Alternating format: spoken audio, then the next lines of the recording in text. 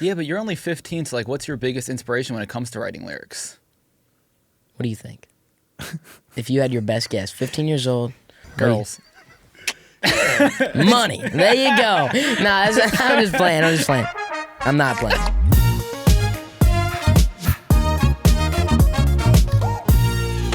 Hello, beautiful human. I'm Zach. That's it. And we welcome to the studio, country pop superstar, human being that is taking over the world, TikTok, and beyond. Yes, sir. Maddox Batson. What's going on, everybody? I'm excited to be here. Really excited. I'm in here with two goats, so it's gonna be lit. So let's kick it. Real does recognize real, and you are. I have a bunch of questions, but like you've been on quite the trajectory, and the cuts you've had, the songs you're making, yes, sir. The way you communicate with your fans, all of it is, it's really, really special. Thank you so much. But you're talking about your scoliosis. Do you have scoliosis? Or No, just bad no. posture? I do not have scoliosis. I just have terrible posture. I have really long legs. That's what makes me tall. But dude, the other day we're filming a music video for one of my songs, and I'm in a truck and I'm driving, and dude, they literally had to put me on a booster seat because the girl next to me was taller than me, and I was significantly taller than her. It was just my posture is so bad. They put me on a booster seat. It was so embarrassing, and it was the most humbling experience of my life. But you live and you learn. I'm starting to learn how to really just sit up straight. I guess. Yeah. What is the hardest part though about being a country music artist at the age of 15? Yeah, being so young, I feel like that's one of the main just struggles overall, because I say this a lot. I think I know everything, but I don't. So just being so young and naive and trying to like get the right people around you and keeping that kind of stuff, and just I say this a lot, but like believe in keeping the same morals that I had before I even started any of this, and trying to keep all of those through everything is it's a struggle, and but I have good people around me, and that's made that like a million times easier. It is interesting because two things, right? Like it is hard to stay grounded while you're on this journey, but the reality is like you're doing the right thing by keeping the same people around you, exactly, and keeping family around you, and that's like nobody's gonna shoot you straight like your family, exactly. But I do gotta say, in the room, like, even to get the official like track listing on your EP, everybody deferred to you. Yeah. I like when I'm deciding on my music and all that kind of stuff. I like to be very like vocal and all that kind of stuff. I wasn't in the beginning, but like they're like, Maddox, we really want, like, at the end of the day, you're like the boss, quote unquote. So when we ask you about the music, we really want you to be vocal about it. And I'm like, I guess you're right. So I've definitely learned to be more like, this is what I want, that type of thing. So that took a lot of, like, because I'm a people pleaser, so I never want to be like just telling people what to do or telling what I like truly think. Sometimes I just do it to make other people happy, which is a good thing and a bad thing. It's pros and cons. But I'm definitely learning, 100%. Everything is learning. Life is learning. I mean, y'all are still learning things. He's still learning things. I'm still learning things. Y'all are still learning things. It's boring if you're not learning. Exactly. If you know everything, then if you think you know everything, so you don't. But if you think you know everything, I mean, just how do you live like that? You know what I'm saying? Like, dude, if you're the smartest person in the room, it's not the room you want to be in. Exactly. But the other thing too is like, it is interesting trying to make your case at 15 because like I had to do it. Like this show's been around for 18 years, and when I first started like actually working around grown adults, like in an everyday environment, it was when I was like 15, 16. Yeah, exactly. And it's hard. Yeah, it's difficult. Yeah, like 100%. The reality is like you even if you know it, they're not. People are going to trust their years. A lot of years people of don't take you as serious as they should, and it that's kind of tough at sometimes. But you also, I mean, yes, I am 15, and but it is tough sometimes when you're in a room and you definitely know something, but you're talking to people and they don't. They're just like, they're not really hearing you because you're 15, you're young. They don't think you know anything. But I promise, we're smarter than you think. Especially us kids now who grow up like on social media and all that kind of stuff. I don't know how much of a factor that is for a lot of people, but for me, I know for a fact that taught me a lot more than a lot more about stuff. 100%. Just seeing social media and how people navigate that is just like, it's crazy. So yeah, we definitely know more than people think and give us credit for. 100%. Yes, you're a consumer, but you're also you're a very legitimate creator, and a creator that like turned to TikTok only because of something with your knees. Yeah, right. Like, exactly. Music wasn't going to be where you ended up. Yeah, I mean, I ended up, or I started playing piano when I was about 7 years old. That was my first instrument. My dad grew up playing in church and all that kind of stuff, grew up playing in his like family band, like bluegrass music. And I always had a respect for bluegrass music. Not really my thing, not really my favorite, but I started on piano, played that for about, or I took lessons on piano for about 6 years, right? I got pretty good at that, and then I started playing guitar and all that kind of stuff, but I was never really like my thing. I never really like just naturally gravitated towards it. And my dad was like, trust me, Maddox, just keep practicing. The girls will love it. And I was like, I wasn't hearing him. I was like, nah, bro, they're going to love basketball even more, you know? But, yeah, I got this knee disease in my right knee. It's called Osgood-Schlatter's disease. And we went to a specialist, and he said it's like the worst case he's ever seen. And I'm like, of course it is, right? And basketball and baseball were like my life. That's what I wanted to do. That's what I wanted to just what I wanted to do overall with my life. And when I saw that, it just crushed me. And I had nothing to do for like an entire summer. No, like nothing. I'm usually playing travel baseball, travel basketball, all the above, right? Nothing to do. So me and my dad started going live on TikTok. My mom told us to. Like all credit goes back to my mom because she was the one who made the account, made everything. And she was like, guys, just go live on TikTok, see what happens. And yeah, it kind of from there, it kind of snowballed into all kinds of other stuff. I started posting consistently. And I feel like what a lot of people get wrong about like the artistry on TikTok is you just have to post artist stuff. Like you can't like mix a little bit of a personality too. A good influence for me for this is Alex Warren. I don't know if you guys so great. He's perfect at it. He's got he's a crazy good artist. He has 25 million monthly listeners, but he still implements that good bit of personality on his social media. So and it's he like, started as an influencer, right? He Cultivated that community, Exactly. understood the communication style. Exactly. But you do the same thing Yes, sir. and by the way, your Get Readies with me with your dad are incredibly popular. No, that's what I was about to say. I implemented that little bit of personality because I knew I had a little bit of one, and I feel like you have to do that so people stay around and like there's more depth almost. You know what I'm saying? So I posted the Get Ready with me. My dad was originally not a fan of that. He was like, I don't think so, man. Stick to music. And I'm like, bro, trust me with this, bro. It'll do great. And I posted it. It had like 8 million views. It was a really good video. Worked out really well, and we just kept rolling with that. And it was just, you know, and then you keep like a good 50-50, a good mix between both of the artistry and like the just like connection with your fans. I like to like stay connected with my fans like they're almost like in the room with me. Like they're really just like my friends. I feel like I like doing that with my fans. Well, I also feel like that's who you are as a human being. Yeah, exactly. But the truth is like they all work together for each other, right? Like you build relationships with fans and human beings over TikTok, and that relationship continues in music. And the music you're making is personal. And yes, sir, 100%. It does, like, dude, it's a universe. It's your world. It very much is the life you live, and it is all connected. Yes, sir. I mean, do you remember the moment, though, that you realized you could sing?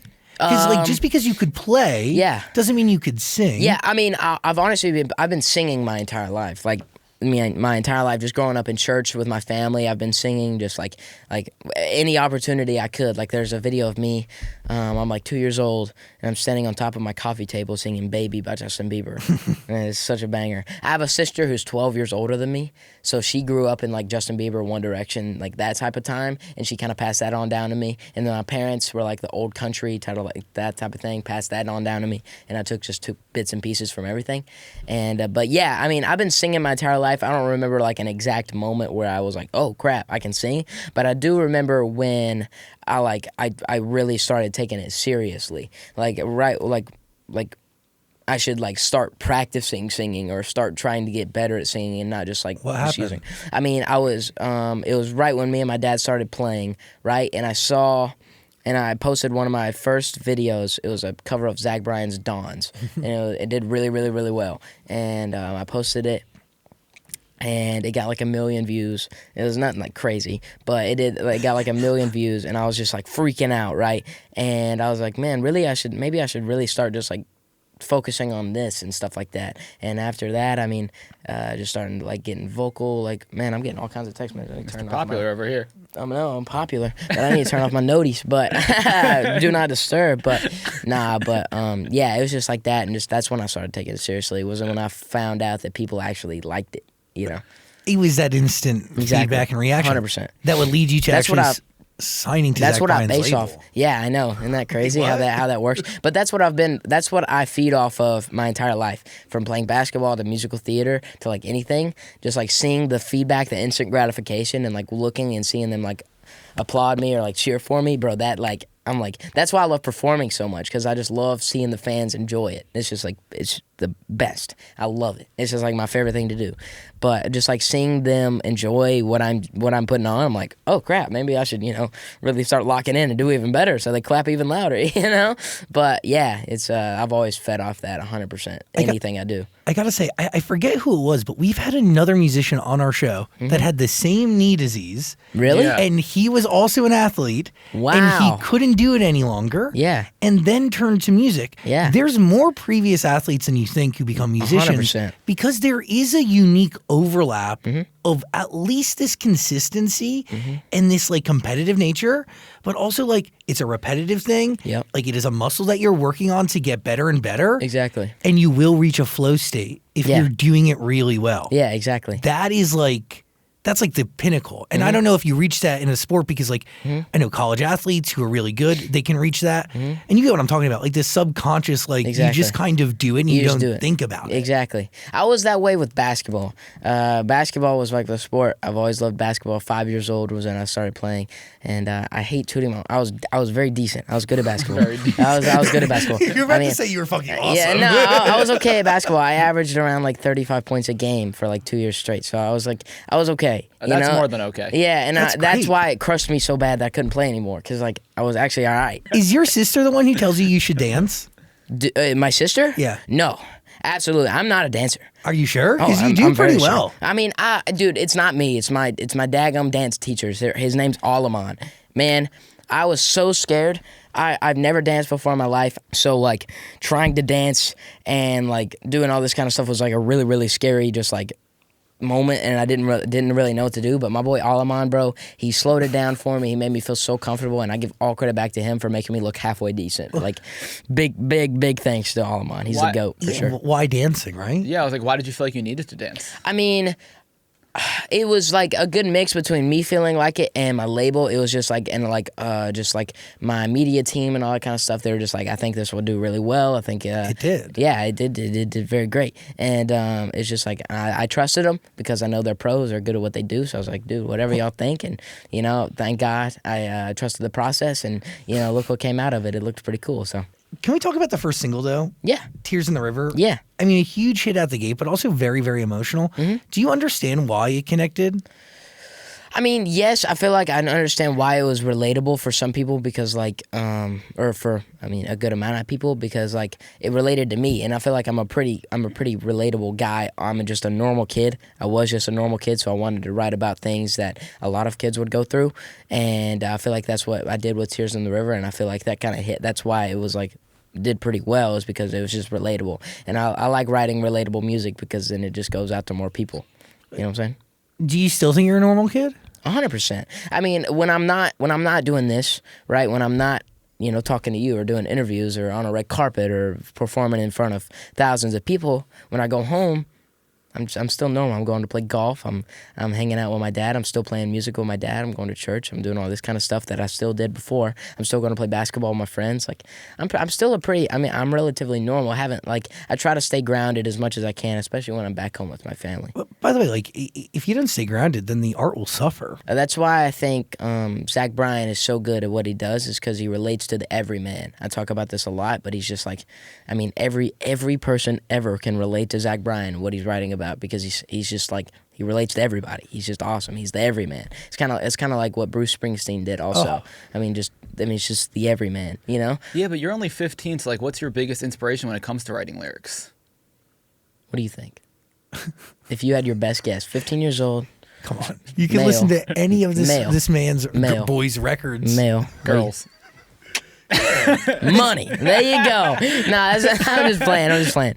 I'm not playing. No, but every song is about girls, right? Yes, sir. A lot of the songs are about girls, and for good reason. Everyone loves a good love song. But I do like writing about personal experiences too, right? And like that kind of stuff and lifestyle songs. But I love writing about girls. It's pretty cool. Where does Tears in the River come from? Tears in the River, I mean, it was one of my first ever studio sessions I ever had. It was in like October of like 2023. And it was when I first came to Nashville for the first couple times. I grew up in Nashville, and then I moved to Birmingham, and then I just moved back to Nashville. So when I was in Birmingham still, I was just coming back to Nashville to go to the studio. And we were just talking about, they were asking me about if I had a girl situation and all this kind of stuff. And just, I mean, it was just, I don't remember the exact like, oh, we have to write about this moment, but I'm sure there was so much stuff that led up to it, and it just kind of like flowed, or someone just had the idea like previously and already had it and wanted to write about something like this. So yeah, Nick Bailey, he was like my first ever producer I ever worked with. He's pretty awesome. I love him. Can you He's my Google guy. Nick Bailey? I think he was in a band. Yes. He was. He's been on the show. Yes, he was in a band. Dude, and he played Jimmy. He might have played Jimmy Fallon, I think. He's in Runner or something. Or just find out the band. Dude, God, I've been doing this since the dawn of time, dude, bro. no I've way. been doing this longer than you've been alive. You have. I believe you. Dude.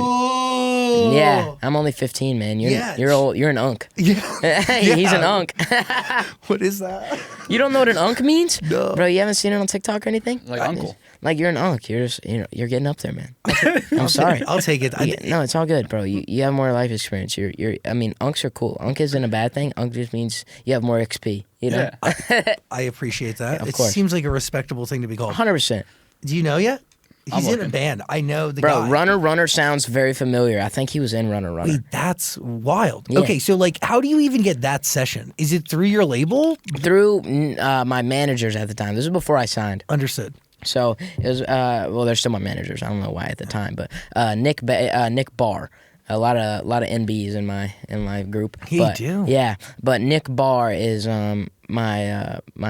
my manager, I guess you could say. Nick Barr and Eddie Franzoni. Those were the two guys that founded me, and they came out and watched one of my shows in Texas for like 8 people, and they're like, this kid's cool. So I mean, I've been working with them ever since, and those guys, they've got me. I mean, I'm so blessed to have them. They got me in like the coolest rooms ever. So yeah, they're pretty cool. So how do you come prepared to enter into these rooms? And No, I wasn't. I wasn't. Are you ever prepared to go into the rooms? Yes, sometimes. I mean, now I have more like under my belt, so I know what I'm like walking into. But at the time, never been into a studio session before, so I had no clue what was happening. So I'm walking in and no clue what to expect, if I should start writing or if I should just chill and let them write, or if, like, it was crazy. My first studio session was 2 people, him, Nick Bailey, and Braden Manley, I think. I don't know his name, but I don't know his exactly. I think that's his name, Braden. I can't. Braden or Braden. Nice. Braden or Brandon is what I meant to say. I can't remember. But yeah, I walked in and we wrote a song called, it was something about Tennessee. That's all I remember. I can't remember, but it was like something about Tennessee. Never did anything with it. But I mean, I still remember it. I'll remember it till I'm gone. It was the first song I ever wrote. So Really? First original ever? yeah. Wow. Yeah. I mean, I've always wrote, right? But I've never really done anything with them. My dad's a writer. My dad wrote and did a few songs like when he was like 20, 21 years old, 19, 20, 21. So, yeah, I kind of got that gene from him. It's really special. I feel like it benefits you a lot to have a close family unit and just having a good dad. Dude, nobody's gonna protect you like them. Exactly, and they won't shoot you straight. They won't. No one. Your parents, your family. They're the only people in the world who are never gonna like. They don't expect money from you. They don't expect like connections from you. They don't expect anything from you. They just expect, or they're just your family. They're your family. They're gonna love you no matter what. If you have a good one, if you have a good family unit, then they're just gonna love you no matter what. It is crazy to hear how much your voice is changing already from Tears in the Yeah, River. How have you dude, been dealing with that? It's been a struggle, but it's also been it's a blessing in disguise, as you could I guess you could say. But it's been a struggle because like my voice changes quite literally every week, and then we're like, okay, we're at rehearsal for my tour, and like, all right, bro, we have to change the key to every song again. And I'm like, okay, of course, and it's so annoying. It's so because my voice will be here now, and then tomorrow it'll be down here, and you really don't know why. And it's so annoying, but it's cool. It's just something that has to happen. You know, puberty happens to everybody, so it's what it is. And I just unfortunately my dad has a really, really deep voice, so now I have to, I deal with that. So yeah, it is what it is though. But like, I think that's also a part of the journey. And the people who've been riding with you from the very beginning, dude, you hear it and you vibe with it, and it's the growth is a part of the story. Mm-hmm. Exactly. And are you like going to vocal lessons? Of course. Yeah, I'm with one of the best vocal coaches in the world. If not, her name's Mama Jan. Oh, I mean, yeah. Well, you're gonna just drop that? Yeah, like there's Mama Jan. Everyone knows Mama Jan, bro. Bieber, Usher, Drake, like the goats. Like Mama Jan's her. She's on my case. She, man, I work. I like she gets me right is all I'm gonna say. She's got me right. That's all I'm saying. She makes me work hard, but I'm glad. I gotta get prepared. I got a big old tour coming up. So, but it is true. Like, dude, your voice is a muscle, and it's the only one that can't be replaced. It can't, like your vocal cords. You only got one. How scary is that? Isn't that crazy? Can we talk about First Dance, which is your first EP? Yes, sir. It's on the way. Is it connected at all to the viral video that you posted a while back? You did like a Get Ready With Me for a dance that you never went to? Dude, the funniest thing about that is no, not at all. Really? But it's so funny how that really intertwined, because that's my most viral video ever. It got like across all platforms like close to 100 million views. So bro, like just on TikTok it was 34 million. Yeah, but exactly. Like, I'm telling you, this is the universe. Like the universe has Isn't your that back. weird how that works? Yeah, but it's listening to you. Like think about it, from the Zach Bryan covers to this. Like there's many layers. Exactly. Oh, so many layers, bro. But like I remember I was at a studio session. They called us and like, "Hey Maddox, I think we should name the EP First Dance." And I was like, never even crossed my mind that was my video. But and isn't that funny how that works? It's so funny, so sick. But I'm super excited for it to come out. It's such a good body of music, and I'm really excited for my fans to get a hold of it. I think they'll like it. I'm very proud of it. So it comes out. What is today? Today's the 18th. 3 days, bro. 3 whole days. 3 whole days. If you want to stream any of Maddox music, it's waiting for you. It's on Amazon Music. It's on There's Amazon a link Music below. right now. Go listen right now, or I'll come find you. No, I'm kidding. Dude, there's a lot of great records on here. Yes, sir. I mean, Girl in Green. It's a banger, bro. Oh my goodness. I mean, that's a true story. I'll get into that really fast. Girl in Green, that's a true story. I saw this girl. So I'm performing at a show. I can't remember. I think it was in Ohio. Right? Lima, Ohio. Something like that. I was opening up for Gabby Barrett. And she's great. Yeah, she's great. Oh my gosh, what a vocalist. But I'm opening up for her, right? And I have a lot of my fans up front. There's like a couple hundred fans. My fans, they all came to the front. And I saw her, and I was like, wow, she's very decent to look at, right? And I was like, okay, cool. And hopefully you're in the meet and greet line, you know? And then after the show, thank God she was. And usually I ask all my meet and greet people, I'm like, what's your name? Where are you from? My dad just went straight out of my mind the second I saw her. And I didn't ask her. And then we were on a mission for like 3 weeks trying to find this girl. And then her mom finally reached out. Never did anything with it, but her mom reached out? Yeah, emailed. Yeah. Wow. Emailed my team. Isn't that crazy? And you never did anything with it, no. Why? But I done wrote the song. I don't know. I don't know. I should have, but maybe. Who knows? That's a I don't know. It exists better for the record, I guess. Yeah, exactly. Does she know that the song's about her? Maybe. I'd hope so. If she doesn't, then she cannot take a hint to save her life. No, I'm just kidding. But no, I'm just kidding. No, but I hope she does, because I mean she was great. Yeah, she was cool. But one of the main reasons I liked her, because she wasn't like afraid to talk to me. Like a lot of my fans, and trust me, I love all of my fans. Like I wouldn't be here talking to you if it wasn't for them, right? Like they're the goats. But they freeze. They all get all frozen up when they're coming to talk to me, and I love it. It's so cute. But like she actually talked to me, and I was like, huh. This is different, she was just like, "Hey, how are you doing?" And I'm like, "I'm great," you know. You froze. I froze. Roles reversed. Yeah. It was crazy, but yeah, I wrote that song about her with Sam Normans. I think Norman, I can't remember. Bro, he wrote the song, Someone You Loved by Louis Capaldi? Yeah, of course. I mean, like the 3 billion stream song. Yeah, it's a pretty big song. He wrote that song. So, yeah, I was in good company. You just go into him and you go, I met this girl in green? Yeah, and then it's just like, dude, let's write a song about it. And, dude, funniest thing about it, this is not the funniest thing about it, it's just something that happened while I was in that studio session. He had a guitar, and I picked it up off the wall, and I was playing it, and I was like, dude, where'd you get this guitar? It's really awesome. He's like, oh, it's the Eagles guitar. And I'm like, he's British for anyone. It's the Eagles guitar. And I was like, all right, cool, sick, okay. And I'm playing it, you know. I was scared to play it, so I sat down on a very stable chair so I didn't drop it. But, man, that was really cool guitar to play. It was pretty sick. Can you tell me the story behind Tough? Because, Tough? Yeah. 100%. I mean, I've listened to the song maybe 1,000 times. It's a banger. It's actually incredible. It's awesome. Yeah. The origin story, Yeah. does it start with something you wrote and then it makes its way to Jack and Lana and that whole team? Yeah. It started with, it's wrote about my dad. Or it's wrote about my dad's dad. It's wrote about, like, essentially just my whole family unit, like, back in the day. We're all farmers. I grew up on, I'm a farmer, like, crops, like, dark fire tobacco, right, is what we farm. Interesting. Yep, that's, like, our main crop.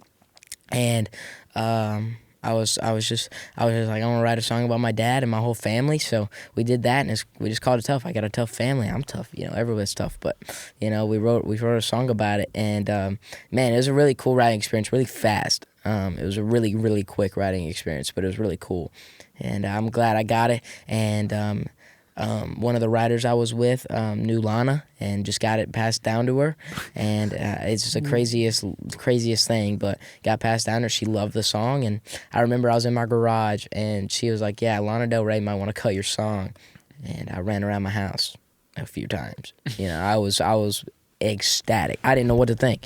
Lana Del Rey, and then he said Quavo, and I was like, whoa! Like that made me, like, I was going crazy, bro. Like, you don't understand. I was doing cartwheels, and I can't cartwheel, so it was nuts. But yeah, I mean, that whole experience was just like the coolest thing ever, and I'm so blessed because, like, it was that being my, like, first writer's cut is like, come on, bro. That is, like, has 250 million streams on Spotify. Like, come on, bro. Like, are you kidding me? Like, it's the coolest thing ever, and I'm so blessed, and it's like, I'm gonna flex that for the rest of my life. It's the coolest. Yeah, it is. It is incredible.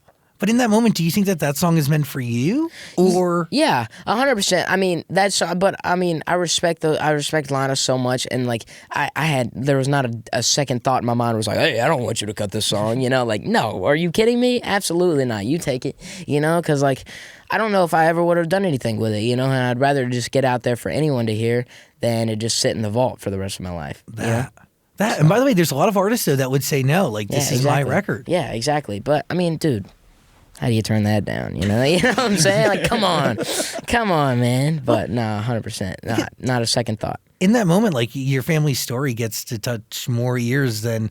The truth is, you could be the biggest pop star tomorrow, and that song would still not have 250 million streams in this short period of time. I mean, exactly. It is like, it's an incredible record. Thank you so much. And Lana Del Rey and Quavo could only do something that those two can do to it. Exactly. They did it so much better than I could have ever done it. So, I mean, dude, you know, I'll give whatever you want, bro. It's doing your art justice. Exactly. And it is very selfless. Yes, sir. 100%. I mean, I can't be, I don't think I'm in the position to even act like, oh, I want this song, you know? Like, they're both of those guys are absolute legends. So I was just like, dude, please. I would 10 times out of 10, 7 days a week, anytime they ask, like, yes, take this song, 100%. Will you perform it on tour, though? Oh, yes. It's one of my favorite performances, too, because we do, like, a little solo towards the end. That's cool. Yeah, it's really cool, and I always talk about the Lana cut, and it's really cool. It's really awesome. I love performing it. Have you met them yet?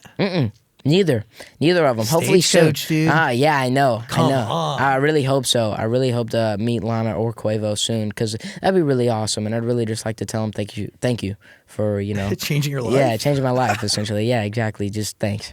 It's crazy. Like, I am getting emotional because in that moment, like, you have a whole new career that's outside of you just being an artist. Like, you're now respected as a songwriter at the age of 15. Yeah, it's like, what? Yeah, it's pretty cool, and you know, I just count my blessings every time. Like, I think about it. I think about it quite often. So it's just, you know, it's pretty cool. And I mean, there's not much I can say about it. You know, I'm trying to find the right words, but I'm 15. You know, I'm expected to not find the right words. But how do you find the right words in the room? Like writing the song? Yes. Well, luckily I was surrounded with great company. Jackson Free, Elise Yulo, Josh Dorr. Like some other goats. I mean, I was in great company writing that song. So when they would say something, that would open something in my brain, and they would just ask me, like, my personal experience. My personal experience is like with my family, and they would bring my dad in and ask him personal experiences about the kind of stuff that we could write about. So I mean, it was an easy writing experience because it was true. You didn't have to make anything up. How do you approach a session now? My mindset hasn't really changed a whole lot. It's definitely changed since like the first one because like I didn't know what to do. But now, I mean, I feel like I've gotten enough under my belt where I can walk in with confidence. And, you know, originally I was a little bit scared to, you know, speak what I thought was good for the song or do that kind of stuff. But now I can walk in with enough confidence to put my 2 cents in. So I feel like that's really the only thing that's changed is because, you know, I respect myself enough to do that kind of stuff and, you know, put my thoughts out there because, I mean, I've made some. With other people, but I've been a part of some great music. So I think, yeah, 100%. I definitely deserve to speak my 2 cents. I guess you could say. Is that where the confidence comes from? Yeah, confidence. Well, I mean, the confidence, man. I'm no shortage. You know, confidence comes from my pops. Yeah, just the Batson side of my family. Get it from there. No shortage of confidence here, boy. Yeah, Not you at all. don't seem like someone who gets nervous from No, much. I'm not very bashful, man. I mean, no, sir, not my vibe. But like where? Like, I mean, yeah, genetics? Yeah, 100%. Yeah, my dad's the most confident dude you've ever met, bro. My cousin Alex, who's out here, bro. Oh my gosh, he's almost too confident sometimes. You're like, bro, chillax. But you know, he thinks he can do everything. No, I'm just kidding. But yeah, just confidence is definitely a genetic thing, and you just build confidence over time, just from being, you know, learning stuff and all that kind of stuff. Totally. And finding out that you're decent at something, you gain confidence. So. 100%. But not cocky. I'm not cocky in any way. I try to stay as humble as I can while also being confident. There's a very distinct line between confident and cocky, 100%. And I try to steer clear from the cockiness a lot. Like no, not at all. I try to stay humble as best as I can. Yes, sir. Healthy. Yes, sir. Healthy. Is it hard to concentrate when you have a bunch of screaming girls in front of you? While you're trying to perform? Sometimes, but like it's a good type of not concentrating. Like I'm never gonna be like, "Hey guys, shut up," so I can perform. That's never is. Like, do you zone out or like what is it? No, man, I'm always there, like always, and it's just like every time I walk out on stage and I see thousands of screaming girls happy there, just seeing me. It just I don't know what to do. It's like the coolest thing ever that I get to go out on stage and see that. And I'm never, ever mad at it or at all. I want them to scream. You know, I take my in-ears out so I can hear it. You know, I like the crowd mics. It's just, it means the world to me that they would think that, like, highly of me, that they would just, like, scream when I walk out on stage. It's so cool. It's awesome. You're worth them losing their voice over. Yeah, exactly. Like, imagine that. Imagine that. Like, me, 15-year-old Maddox Batson is worth, like, them just, like, crying. And I'm like, what? But also, like, imagine that in country music these days. Mm-hmm. Like, when has there been that sort of reaction? Dude, well, I can't say that there has been. 100% has been. Like, there's so many greats in country music. Oh, I feel totally. Like, but, yeah. of the young, recently? I mean, can't think of anything. I can't think of that many, but there definitely has been. I know. I'd have to think on it, but I know there has been, you know, because I'm definitely not the first. I'm an innovator. Of course you're not the I'm an innovator. first. You are. I'm not the first. 100%. I know there's been some young goats for Dude, sure. even Shakespeare was plagiarized. That's what they say. Exactly. I So, like that. like, Nice. you know, nobody is a total original, Exactly. right? But it's about, like, how you mix your inspirations and make it apply to you and tap that in with your life experiences and who you are as an Exactly. individual and where you come from and all Yep. these things. Yes, sir. I mean, how do you feel about like the young Justin Bieber comparisons? Because he obviously went through it. Yeah, 100%. I just tried to. I love it. It's like the fact that I would even come in the same conversation as him means the world to me because I grew up listening to him. I know how great he is. Like, dude, I went through a period. I think I watched his documentary at least once a day for like a long time. I was obsessed with Justin Bieber. Good documentary. Yeah, it's a great documentary and it's awesome. Mm-hmm. But I mean, I was obsessed with Justin Bieber. Like, he's like one of my biggest influences ever. I mean, he's a goat. But I just try to take all the good out of it, and it's just like every time someone tells me, "Man, you're like a country Justin Bieber," I'm like, "Thanks, man. Yeah. That means a lot." I'm in good company. You know, the fact that I would be even like in that conversation is just like wow, it's But pretty I've cool. also never heard that comparison. I've never heard in all the 18 years I've been doing this, this is like the country version of Justin Bieber. I've also never seen a country artist dance.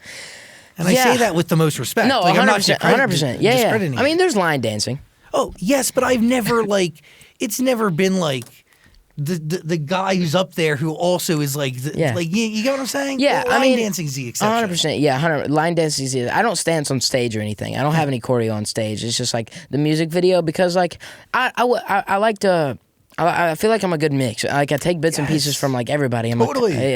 So That's I like a part of the genius. You can say country is 2 and pop, like the epitome of country, like just like George Strait is 2, and then Justin Bieber's -2. Got it. Middle. You're in the middle. Yes. I'm 0 or -0.5 or +0.5 +1 maybe, like that type of thing. I just want to make relatable music for everyone, so I try to take like stuff from pop side, use it, take stuff from the country side, use it, while also leaning country. I love country music, and that's the lane I want to stay in for right now. But I mean, I want to reach out to the country fans while also not isolating.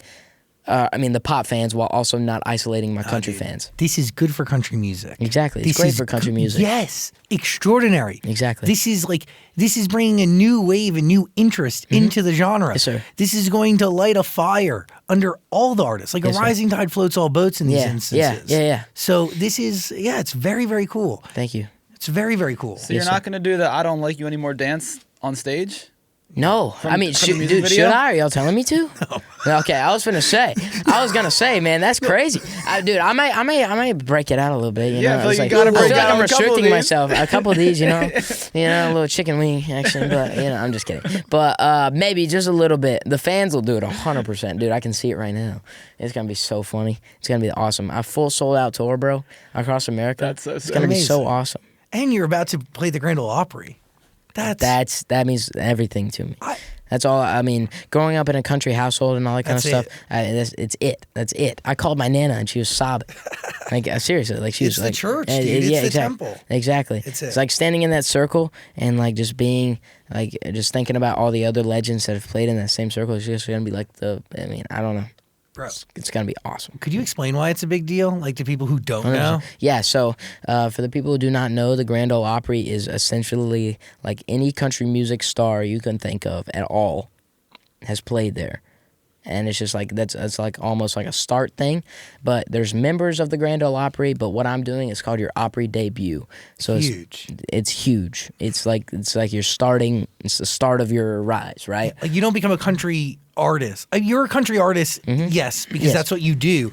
But you become a part of the genre. You become a part of the ecosystem. You become a part of the community after you've played the Opry. It's just a staple. You have to play the Opry. You have to. And I'm just the fact that I get to it means the world to me. It's super awesome at 15 years old. Yeah, it's like you have to be one of the youngest people to ever hit that stage. Probably. Can you Google that? I don't know. Maybe I am. I mean, dude. Especially as like the actual artist, not like a band member, because I think there's been some young people up there, which is awesome, which is super cool. I'm so glad that we're getting the respect we deserve. But I do got to say, you did hit on something like once you enter into like an ecosystem and a community, and like there is no equivalent of the Grand Ole Opry like for pop music or for any other genre. Not really. There's also no camaraderie that exists in other genres. Yeah. Like the camaraderie that exists in country music. Yeah, exactly. If you really think, there's not really anything for pop that's like that level. But like, dude, I can talk about it for hours, bro. Dude, it means the most to me. I'm sure some of your country heroes have reached out to you. Mm-hmm. Yeah, 100%. Rascal Flatts commented on my video the other day, which is really cool. Come on. I know, right? Bailey Zimmerman, I'm really close with. He's like my best buddy. He's super awesome, man. He is off his rocker. He's off the chain. But he's been cool. on our show, right? He's Bailey the coolest Zimmerman. man. No, he hasn't. Warren Zeiders has. Ziders is awesome, dude. He's on my label. He's with Warner with me. He's awesome. I love Warren. He's so cool. His voice is just powerful, man. He's another athlete that got injured and then got into music. Really? Yeah, he was a lacrosse player and then got an injury. So. Lax guy. Yeah. That's sick. He's a lax bro. Dang. Yeah. That's why he has the flow going. Yeah, that's why the hair comes from. I strive to have flow like bro. That's a bar. I strive to have flow like bro. Money. Write it down. Okay, can you explain something to me? Mm-hmm. There's a lot that goes on online, Yeah. and there's like you allow your relationship sometimes to play out in your music videos, which I find rather interesting. Who comes to you and goes, I want to, like, do you go, hey, girl I happen to be dating at this very second, do you want to be in my music video? Yeah. Or do they ask to be in your music video? It's really it's a good mix between like my label. My label reaches out to the people or to the girls that are gonna be like the main girl. Yeah, but we in the got music. Harper. Harper's in X's. Yeah. But then there was Gigi. Yeah. She was in another music video with you. Gigi's cool. Gigi's cool. Okay. You keep hashtagging. Oh, I saw that. No, you didn't. Yes, I did. No, you didn't. That camera's on. Hey, watch yourself, Dan. Watch yourself, Dan. You think you got my dad's name? You can just say whatever you want. Watch yourself. No, I'm So just kidding. Gigi was in the I Don't Like You Anymore music video. Yeah. Which is actually a love song. Yeah, it is. I know a lot of people don't think so. A lot of people are like, Maddox, I don't get this song. Listen to it. You gotta listen to the bro. record. Just listen to it with your thinking cap on, you know. Then you're like, oh, now I get it. Because it's like, I know it's a little bit like a little bit of a thinker, but it's just like, I don't like it anymore. I love you. There you go. That's the best way I can put it. I know it's like it's a little bit of like a like when you're listening to it, like I thought this was supposed to be like a bad like breakup song, but no, it's actually a love song. How'd you know it was time to drop out of school? Well, not drop out, but start to do homeschooling. It was just I was very busy all the time. I was going to Nashville like every weekend. I was missing Thursdays. I was missing Fridays. I was missing Mondays. And it was just like, So you were just I was missing the week, you know. I was just missing everything. No, but no, I was just missing those type of days, and I was like, dang, bro, this is rough. And then some people started coming out of the woodwork a little bit, you know, just like, hey, Maddox, you make money? And I was like, come on, man. Like, come on, man. Like, What? Come on. No, you know, like, Maddox, pass me a 20. I'm like, no, I will not pass you a 20. No, I don't have any 20s to hand to you, you know? But, yeah, there's just like a good mix of just being super, super busy, just getting out of hand a little bit. And I just, you know, I didn't really see a whole reason because, like, I could just do so much more when I'm homeschooled. I love homeschool. It's so nice. Yeah, it's I different. can wake up, I can do my schoolwork essentially whenever I want, and it's just so nice, you know, because you can get it done. Don't get me wrong, I work, like it still takes a lot of work, but it's significantly, you realize there is a lot of time that's almost wasted in public school and all that kind of stuff. Bro, yes. Yes, because like this adds up. Lunch, passing periods, like your free period. Yeah. Like all that Getting adds there. up. That's just it's just a random just a waste. Dude, most of school is like a social daycare. Yeah, exactly. you go to don't go learn- to school to learn. You go to school to say hi to your friends and see your crush. That's about it. Yeah. You don't and miss that part of it, though. I do, 100%. There's definitely aspects of school that I miss. You know, seeing my buddies and that kind of stuff because I moved away. So I don't really talk to them a whole bunch, you know, which kind of stings at times. But you know, there's pros and cons to everything, and there's trade-offs to what I'm doing. So, but I get to travel the world, and I get to meet some of my like idols and all that kind of stuff. So you know, there's definitely trade-offs, but there's definitely times where I'm like, dang, I kind of miss my boys, but it is what it is. Is that one of the hardest parts about this whole journey? Yeah, 100%. Just you know, there's like a little like I'm still a kid, so you need like that social aspect. But that is the hardest part, just not seeing people and being kind of like almost lonely at times because there's not many people that are in the same shoes that I'm in. And when I do actually find friends, it's hard to decipher between are you with me for the right reasons or the wrong reasons. Bro, it's so hard. Yeah. But at the end of the day, like you can't hold yourself back from living. Exactly. And you just need to give grace and acceptance to trial and error. Exactly. And you're going to let in terrible people from time to time. Yeah. It's going to happen once or twice. Yeah. But you got to learn from that. Exactly. And you got to like be aware to it and pick Yeah. it up the first second like hints start dropping. Exactly. 100%. I mean, that's you're exactly right. Yeah. So excited to watch your eyes. Yes, sir. Please keep coming back on our show. Of course, bro. I'd love to. This was awesome. Had a great time. We're always here. Yes, sir. Before you go, I just want to know, how do you define success today? Like, what does it really mean to you? How would I define a success is making relatable music that my fans enjoy and just having a good core fan base and longevity is my definition of success. That's like my biggest goal. It's just some of my biggest like guys I look up to and that type of standpoint is like the Jonas Brothers, Yes. George Strait. Like those type of like just absolute legend, Dolly Parton, like those type of things. They've been legends for 50 or George Strait and Dolly Parton 40 years, 30, 50 years. The Jonas Brothers not as long, but I can see they're gonna be goats for a long time. Are they Those going guys on are like awesome. 20 years or something? Yeah, the Jonas Brothers are. I mean, they're dialed. So yeah, just longevity. I'd rather be a chill dude, not as famous, be insanely successful in my field and make good money, and for my grandparents, my grandkids don't got to worry about anything, than be famous and not be that successful. I don't know how to put it in those type of terms. No, I understand. You're doing a craft, man. You're working on something that gets better over time. It's not fleeting. It's not a fad. Yeah, exactly. Like You your don't goal want to be is a fad. bro. The goal is timeless. Like the common thread between those three The artists. goal is timeless. Yeah. I like that. But I like that a lot. The Yeah. common thread between the three artists you just named, they all have timeless records that will stand the test of time and live on far beyond any of us. Exactly. So You are so wise and mature for being so young. Thank you so It's much. really cool to see. Yeah. I give that all to my dad. He's a very psychological dude, and he talks to me. I get a lot of lectures, so you pick up things. Yeah. your parents have done a fantastic job. Thank you so much. You are quite talented. Thank you. Quite a gift. Yes, sir. Thanks for your time and energy Of course. today. Thank you so much. You guys are awesome. Brother. Literally anytime. I do have to say the song "It Was You" is fantastic. Thank you so That's much. my favorite song on the album. That's my favorite. Yeah, I played it back like 5 times in a row today. Dude, it's a banger. It's really, really, It Was really You good. is your favorite? It Was You is really, really, really Yep. good. Dude, right now when it's so easy to just hit the nail on the head, bro. Just like do what they want, and it was just like "It Was You" was the first thing that came to my head. It's a great record. I thought Easy X's ride. was really creative. I never thought of a record like that. I know, about, it's young kids with the X's on I their walked into a hand. concert, they put an X on my hand, and I had leftover residue the next day in the studio, and they So were just good. like, "What's this?" And I was like, "X," and he was like, That's it. "There it is." And I was So like, real. dude. Let's perfect. Let's go.